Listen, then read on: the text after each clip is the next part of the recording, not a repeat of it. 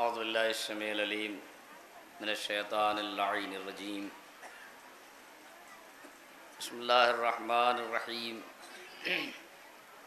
الحمدللہ رب العالمین الصلاۃ والسلام علی اشرف الانبیاء والمرسلین وعلی اہل بیتہ الطیبین الطاہرین اما بعد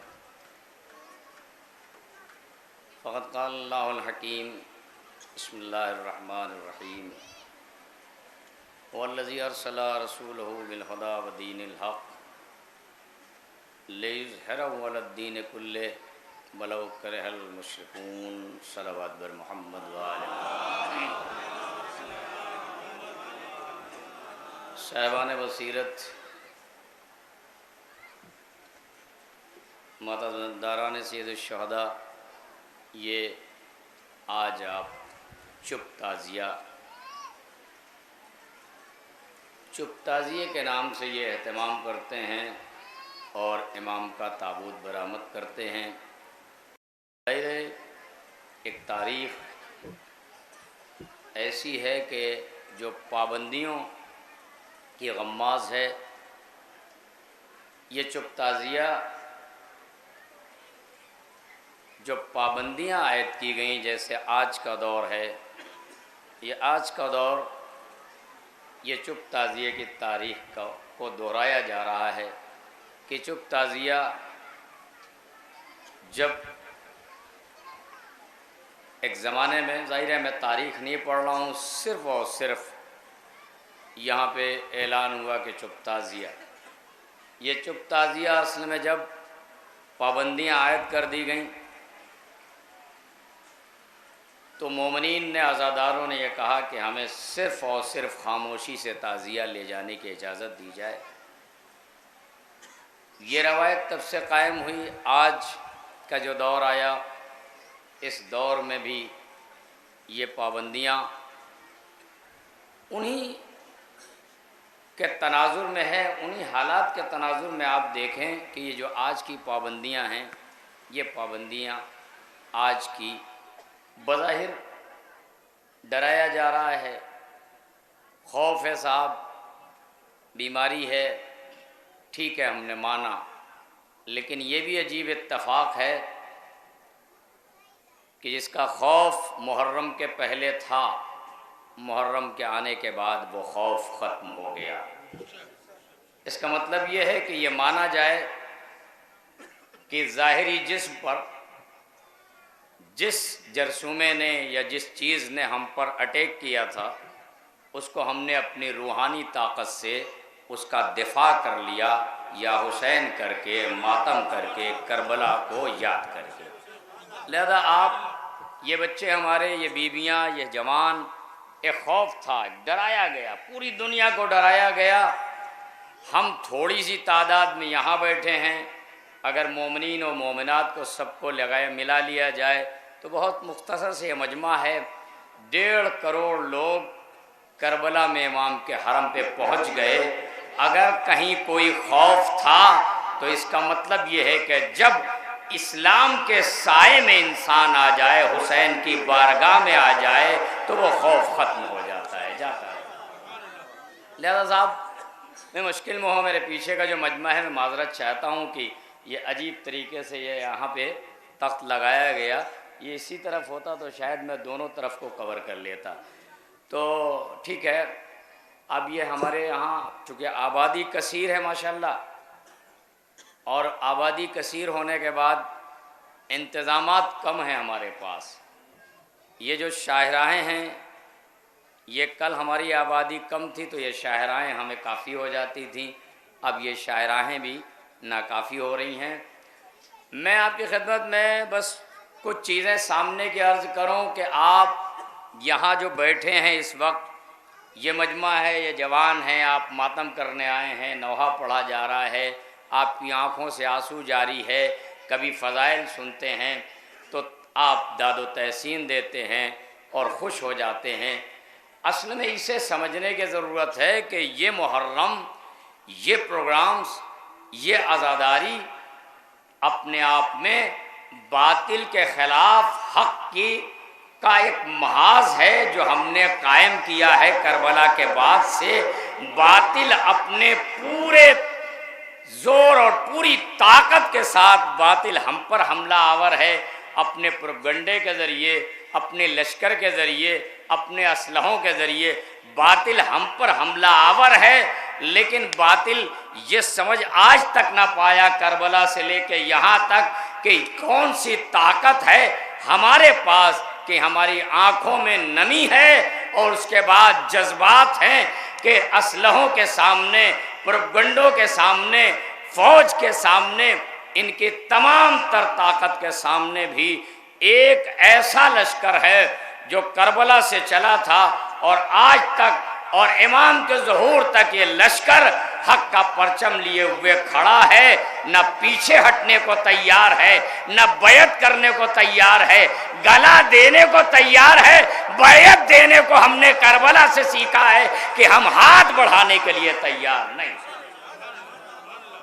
لہذا یہ اس چیز کو بچوں کو، بیویوں کو، جوانوں کو سمجھنا ہے کہ آپ یہاں جنت کے لیے نہیں بیٹھے ہیں کہ آپ رو لیں اور پھر جنت مل جائے، جنت کے لیے نہیں بیٹھے ہو، دین کے پرچم کو تم نے جو کربلا سے لیا ہے حسین کے مقصد کو آگے بڑھانے کے لیے بیٹھے ہو، یہاں جنت کے لیے نہیں بیٹھے ہو۔ اسے بھول جاؤ کہ تم اپنے گناہوں کی معافی کے لیے نہیں، یہ گناہ معاف ہو جائیں گے جب تم عزا میں آ جاؤ گے، جب ماتم داروں میں شامل ہو جاؤ گے تو گناہ معاف ہو جائیں گے۔ مقصد یہ ہے کہ تم میں اتنی فراست ہو، اتنی ذہانت ہو، اتنا علم ہو، اتنا دین ہو، اتنی بصیرت ہو کہ تم جدھر سے نکل جاؤ حسین کے مقصد کو عام کرتے چلے جاؤ۔ فلسفہ یہ ہے آزاداری کا۔ دشمن چاہتا کیا ہے؟ 1.5 کروڑ لوگ کربلا میں جمع ہو گئے، ڈرا رہا تھا دشمن، بڑا خوف کا عالم، خوف پیدا کر دیا گیا۔ لیکن آپ پہلی محرم سے ساری بیویاں گھروں میں مجلسیں کر رہی ہیں، مومنین ایک جگہ جمع ہو کے مجلسیں کر رہے ہیں، کہیں کچھ بھی نہیں ہے۔ اب آئیے دیکھیں، لِیُظْہِرَهُ عَلَى الدِّینِ کُلِّهِ، ارشاد ہوتا ہے کہ وہ خدا کہ جس نے رسول کو بھیجا ہدایت کے ساتھ اور دین حق کے ساتھ تاکہ وہ تمام ادیان پر اس دین کو غلبہ عطا کرے، وَلَوْ كَرِهَ الْمُشْرِكُونَ، اور چاہے مشرکین جو ہیں انہیں برا ہی کیوں نہ لگے، لیکن اللہ کا یہ وعدہ ہے کہ وہ دین کو تمام دنیا کے جو مذاہب ہیں ان پر غالب کر کے رہے گا۔ یہ غلبہ کب ہوگا؟ کیا امام کے آنے کے بعد؟ نہیں، امام کے آنے کے بعد نہیں، آپ کو دکھائی نہیں دے رہا ہے، لیکن اگر آپ پس منظر میں جائیں، تاریخ کو دیکھیں تو سمجھ میں آ جائے گا کہ جو قوم آج سے 20 سال پہلے ہمیں ایسا لگتا تھا کہ بڑی کم تعداد ہے، بہت دنیا میں دور دور تک نظر نہیں آتی تھی، جو قوم دبی ہوئی تھی، ایک دم سے ایک انقلاب پیدا ہوا، اور انقلاب پیدا ہوا، دشمن نے کیا کیا؟ 300 سال اپنے برباد کر دیے۔ یہاں علماء بیٹھے ہیں، ہمفرے کو تیار کیا، ہمفرے پہنچا خانہ کعبہ کے پاس، عبد الوہاب کو تیار کیا اسلام کے جوار میں، خانہ کعبہ کے پاس اس نے عبد الوہاب جیسے انسان کو تیار کر کے اسلام کو خراب کرنے کے لیے کہ ہم نے مرکز پہ قبضہ کر لیا، یعنی خانہ کعبہ کے پاس ہم نے اب اسلام کو، ایک ایسا انسان جو بظاہر مسلمان نہیں تھا، اسلام کا لبادہ اوڑھے ہوئے تھا، اس کے حوالے دین کر دیا، اس نے دین کو کمزور کر دیا۔ دشمن یہ سمجھا کہ ہم کامیاب ہو گئے، اس نے 300 سال اپنا خراب کیا، اسے یہ سمجھ میں نہیں آیا کہ اصل میں دین ہے کہاں۔ جہاں دین نہیں تھا وہاں دین کو خراب کرنے کے لیے اس نے ریسرچ کی اور خانہ کعبہ کے جوار میں پہنچ گیا۔ لیکن دشمن کو پتا چلا 1979 میں انقلاب ایران کے بعد، خمینی کے قیام کے بعد، اور جب کربلا میں 40 کی بھیڑ جمع ہوئی تب دشمن سمجھ پایا اسلام کعبے کے پاس نہیں ہے، حسین کی بارگاہ میں اسلام کھڑا۔ صلوات پڑھ دے ایک مرتبہ محمد و آل محمد۔ دشمن نے اپنے 300 برس گنوائے، ہم سمجھتے ہم کمزور ہیں، ہم نہیں کمزور ہوئے ہیں، ثقیفہ کے مسلمانوں نے دین کو کمزور کیا ہے۔ دشمن باہر سے حملے کرتا رہا، ساری سازشیں دشمن کی ناکام، اور آج یہ جلال پور کا امتیاز ہے، تمام مجمع سے جتنے بھی مومنین بیٹھے ہیں اور مومنات بیبیاں، شکر ادا کریے اللہ کا کہ اس وطن میں ہمارے باہر سے، بامبے سے، دلئی سے، لکھنؤ سے، سلطان پور آس پاس کی ساری آبادیوں سے لوگ، یہ جو آپ یہاں بیٹھے ہوئے ہیں، جب وہ اپنے یہاں عزاداری نہیں کر پائے تو وہاں سے لوگ چل کے یہاں فلائٹ سے آئے اور چہلم کے دن وہ آئے، زیارت کی۔ آپ سمجھ سکتے ہیں یہ کتنی بڑی عزت اللہ نے آپ کو دی ہے۔ یہ جو آپ کو اللہ نے عزت دی ہے، اس عزت کی حفاظت کرنا آپ کی ذمہ داری ہے، ہماری ذمہ داری ہے کہ ہم کہیں سے بھی دین کو کمزور نہیں ہونے دیں گے، آزاداری کو کمزور نہیں ہونے دیں گے۔ جتنا ہمارے پاس ہے وہ سب حسین کی بارگاہ میں، اس لیے کہ اب کربلا واقع نہیں ہوگی، جب امام آئیں گے تو پھر وہاں دین غالب آ جائے گا۔ وقت نہیں ہے کسی تفصیل میں جانے کا، ظاہر ہے بڑی عجیب سی کیفیت ہے۔ یہاں پہ مجھ کو 10-15 منٹ 10-12 منٹ دیا گیا فضائل کا، 10-5 منٹ مصائب کے، لیکن میں اس چھوٹے سے مختصر سے مجمع سے جتنے لوگ ہیں انہیں خطاب کر کے یہ بات آپ کی خدمت میں عرض کروں کہ یہ جو آپ کو اللہ نے عزت دی ہے، اس عزت کی حفاظت کریے۔ آپ کے پاس پیسے نہیں کہ آپ کہیں کوئی ادارہ خرید لیں اور آپ عزاداری اس طریقے سے کر پاتے۔ آپ کے پاس بڑے لوگ نہیں ہیں حکومت میں کہ جو کہیں سے پریشر ہوتا، دباؤ ہوتا اور آپ عزاداری کر پاتے۔ کس وجہ سے آپ کو یہ موقع ملا ہے یہ بات تو میں بھی نہیں بتا سکتا۔ اگر موقع ملا ہے تو اس کا مطلب اس وطن پر خصوصی اللہ کی رحمت ہے، جس کی وجہ سے ہم محرم کر رہے ہیں، عاشور منا رہے ہیں، چیلم منا رہے ہیں، ایام آزادی۔ خصوصی رحمت اللہ کی ہے، ورنہ آپ سوچے پورا ہندوستان بند ہے۔ پیسے لوگ لے کے پرشاسن کے پاس کھڑے ہیں بعض جگہوں پہ، میں نام نہیں لے سکتا، کہ انہوں نے منع کر دیا، کہا نہیں ہو سکتا، ہم نے یہاں کوئی سودا نہیں کیا ہے، یہاں کوئی سودا نہیں ہوا ہے وطن میں، وإلا یہ کہ بس اتنا ہوا ہے کہ خداوند عالم نے ایسے لوگوں کو بھیج دیا پرشاسن میں، اور کچھ ان کے ساتھ انسانیت کا ایک برتاؤ کیا گیا، نتیجہ یہ ہوا کہ ہم محرم کر پائے۔ لہذا آپ اس کے علاوہ اور کیا ہے آپ کے پاس اور ہمارے پاس کہنے کے لیے؟ اس وقت کوئی تقریر، کوئی فضیلت اہل بیت کی میں نہیں بیان کر سکتا۔ کیا اہل بیت کی فضیلت؟ آپ اسے سمجھیے کہ آج دنیا میں جو آپ کامیاب ہیں، کوئی لشکر کی ضرورت نہیں ہے، کسی فوج کی ضرورت نہیں ہے، کسی اسلحے کی ضرورت نہیں ہے، کوئی محاذ نہیں ہے، اس لیے کہ آپ کا دین یہ روحانی دین ہے، یہ مانوی دین ہے، یہ بصیرت کا، یہ دین اسلحوں سے کبھی کامیاب نہیں ہوا ہے۔ یہ دین خنجر کے نیچے جب حسین کا گلا آ گیا اور امام نے نیزے پہ تلاوت کی، تب جا کے یہ دین کامیاب ہوا۔ یعنی مقصد کی کامیابی یہ اصل میں ہماری کامیابی ہے۔ جیسے جیسے ہم فرش عزا کو بچھاتے رہیں گے، بیدار ہوتے رہیں گے، بافہم ہوتے رہیں گے، باشعور ہوتے رہیں گے، عزاداری کو ہم پہنچاتے رہیں گے، لوگ ہمارے درمیان آتے رہیں گے۔ ظاہر ہے میں ان سے گزارش کروں گا کہ اس بات کو، میری ایک جملہ جو میں گزارش کر رہا ہوں، اس کو کاٹ دیا جائے۔ ایک جملہ، میں ابھی ایک مجلس کے لیے گھوسی گیا تھا، اسے کاٹ دیجئے گا، آپ اسے نکال دیجئے گا، کیونکہ یہ ہمارے مصلحت کے خلاف ہے۔ میں سب سے زیادہ طاقتور اگر ہے کوئی تو آپ ہیں۔ اس لیے کہ حسین ابن علی کی محبت نے آپ کو ایک جگہ جمع کر دیا ہے۔ دنیا میں اور کسی کے پاس کوئی طاقت نہیں ہے کہ جو وہ کسی کو جمع کر پائے۔ یہ امام حسن عسکری علیہ السلام کا تابوت، 11ویں امام کا تابوت۔ یہ تاریخ، یہ ایام، کل پہلی ہے، 30 ہے آج، اور یہ 30 تھی اور کل پہلی ہے۔ بس ہمارے پاس 8 ربیع الاول 11ویں امام کی شہادت۔ 11ویں امام کا یہ جو تابوت ہے، عمر جانتے ہیں آپ؟ 28 سال۔ آپ کے تمام ائمہ کو اس لیے زہر دیا جاتا رہا 25 سال، 28 سال، 40 سال، بس یہی حیات رہی، اس لیے کہ دشمن برداشت نہیں کر پایا۔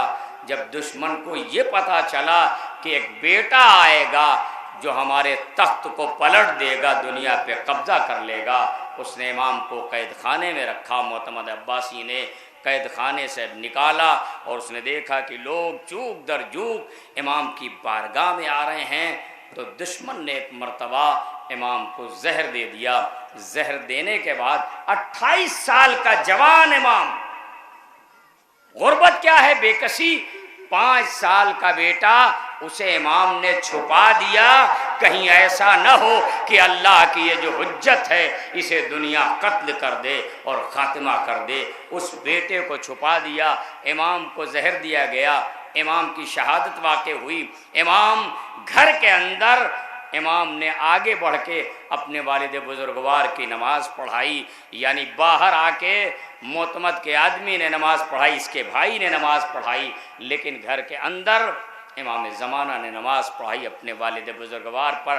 آپ ذرا کربلا سے اس تاریخ کو ملائیں، ایک بیٹا کربلا میں کھڑا ہے جو اپنے بابا کو کفن نہیں دے پا رہا ہے، ایک بیٹا ہے جو اپنے بابا کے جنازے میں شامل نہیں ہو پا رہا ہے، گھر کے اندر نماز ادا کرا رہا ہے۔ مسلسل آپ رو رہے ہیں، آپ مسلسل 2 مہینے سے رو رہے ہیں، لیکن کیا آپ نے حق ماتم ادا کر دیا؟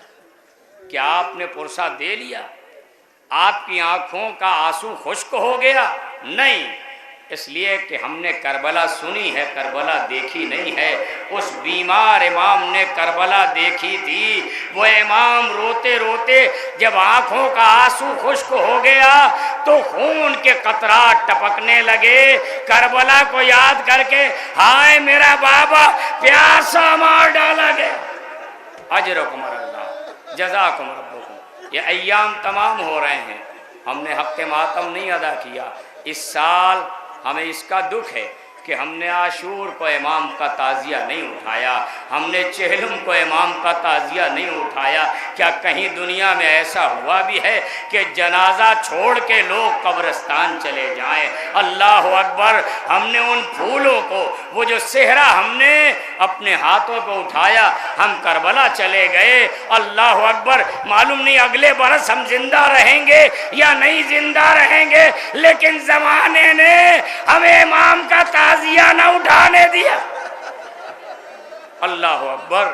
یہ بچیاں یہ بیٹھی ہیں، 2 عجیب منظر ہے، 2 بچے، ایک اصغر ایک سکینہ، ایک سکینہ ایک اصغر، رباب کے 2 بچے، ایک سکینہ اور ایک اصغر۔ جب بچے کہیں بھی ماتم کا اہتمام کرتے ہیں، جلوس نکالتے ہیں تو گہوارہ سجاتے ہیں۔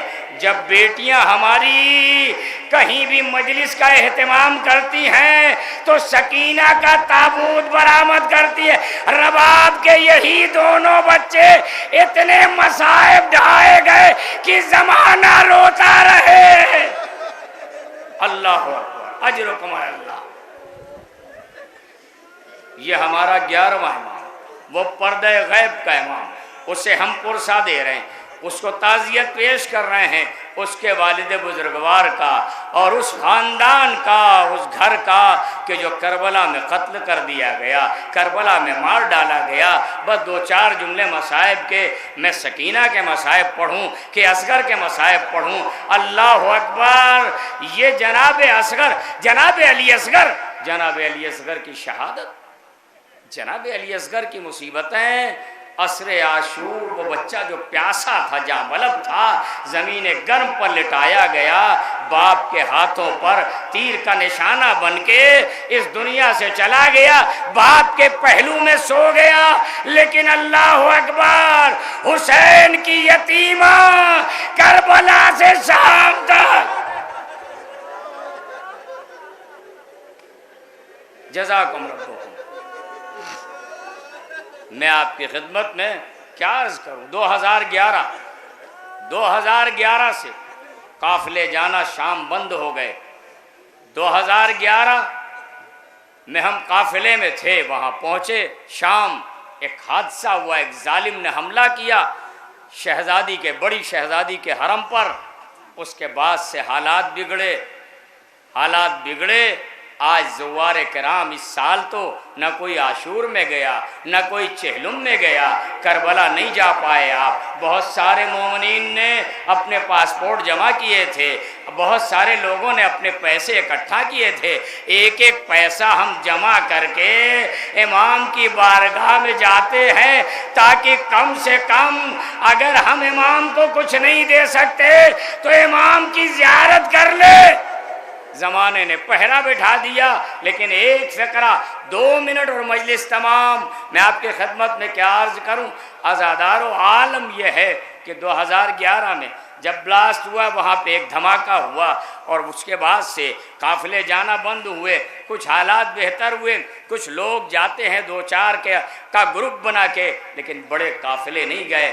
اس زمانے میں جب شہزادی کے، چھوٹی شہزادی جناب سکینہ کے حرم میں ہم پہنچے تو ہمیں یہ پہلے سے بتایا تھا زوار نے کہ صاحب یہاں جانے کے بعد سکینہ بی بی کے حرم میں جو زری میں پیسے ڈال دیے جاتے ہیں اسے حکومت لے لیتی ہے۔ ہم نے سوچا کہ جو بیویاں لائی ہیں نذرانہ پیش کرنے کے لیے شہزادی کی قبر پر، وہ ہم بیویوں سے لے کے اسے نذر کی جو پیٹی ہے، جو کاؤنٹر ہے، اس پہ جمع کر دیں۔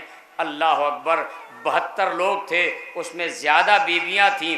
جب ان سے ہم نے گزارش کیا کہ آپ بیویاں جو لائی ہیں شہزادی کے نام پر دینے کے لیے وہ نکال دیں، تو آپ جانتے ہیں ہر بیوی جس کی جو حیثیت سے کوئی سونے کی بالی بنا کے لے گئی تھی، کوئی چاندی کی بالی بنا کے لے گئی تھی۔ کیوں؟ اس لیے کہ حسین کی بچی کے گوہر چھین لیے گئے تھے۔ اے بی بی، ارے ہم یہ آپ کے لیے بندے لائے ہیں، لیکن آئے زمانہ سکینہ منتظر ہے۔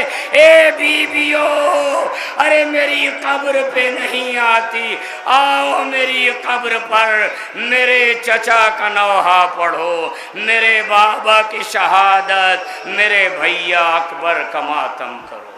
سیعلم الذین ظلموا أَيَّ مُنقلب ربنا تقبل